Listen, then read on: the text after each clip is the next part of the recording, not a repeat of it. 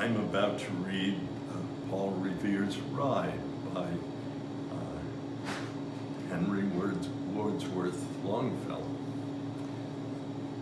I came across this poem when I was in 5th or 6th grade and have been fascinated by it ever since because I had 7 ancestors that fought in the American Revolution. So this is in memory of them. Listen, my children, and you shall hear of the midnight ride of Paul Revere. On the 18th of April in 75, hardly a man is now alive who remembers that famous day and year.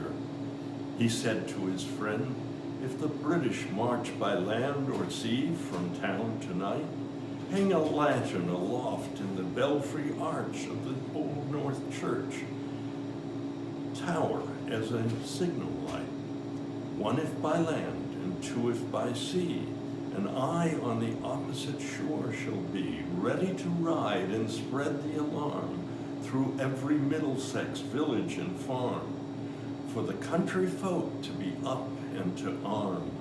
Then he said, good night, and with a muffled oar, silently rowed to the Charlestown shore. Just as the moon rose over the bay, where swinging wide at her mooring lay the Somerset, British man of war, a phantom ship with each mast and spar, across the moon like a prison bar, and a huge black hulk that was magnified by its own reflection in the tide. Meanwhile, his friend through alley and street wandered and watched with eager ears, till in the silence around him he hears the muster of men at the barrack door, the sound of arm and the tramp of feet, and the measured tread of the grenadiers marching down to their boats on the shore.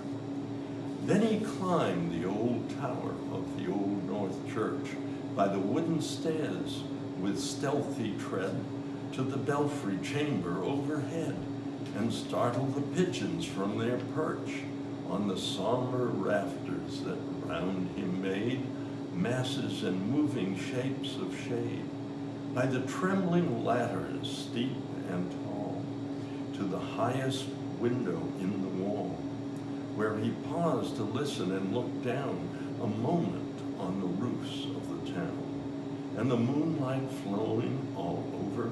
Beneath the churchyard lay the dead, in their height encampment on the hill, wrapped in silence so deep and still that he could hear the sentinels tread.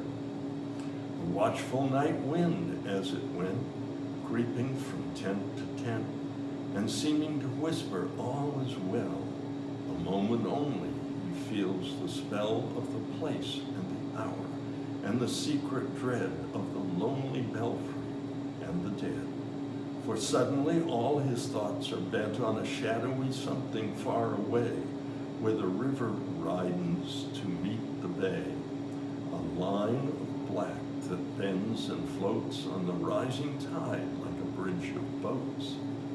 Meanwhile, impatient to mount and ride, booted and spurred with a heavy stride, on the opposite shore walked Paul Revere. Now he patted his horse's side, now gazed at the landscape far and near, then impetuous stamped the earth, and turned and tightened his saddle girth. But mostly he watched with eager search the belfry tower of the Old North Church, as it rose above the graves on the hill, lonely and spectral and somber and still. And lo, as he looks on the belfry's height, a glimmer and then a glance of light. He springs to the saddle, the bridle he turns, but lingers and gazes till full on his sight. You know the rest. In the books you have read, how the British regulars fired and fled, how the farmers gave them ball for ball from behind each fence and farmyard wall, chasing the red man down the lane, then crossing the field to emerge again. Under the trees at the turn of the road, and only pausing to fire and load. So through the night rode Paul Revere, and so through the night went his cry in alarm to every Middlesex village and farm, a cry of defiance and not of fear, a voice in the darkness, a knock at the door, a word that shall echo forevermore. For born in the night wind of the past, through all our history to the last, in the hour of darkness and peril and need, the people will waken and listen to hear the hurrying hoofbeats of that steed and the midnight message of Paul Revere.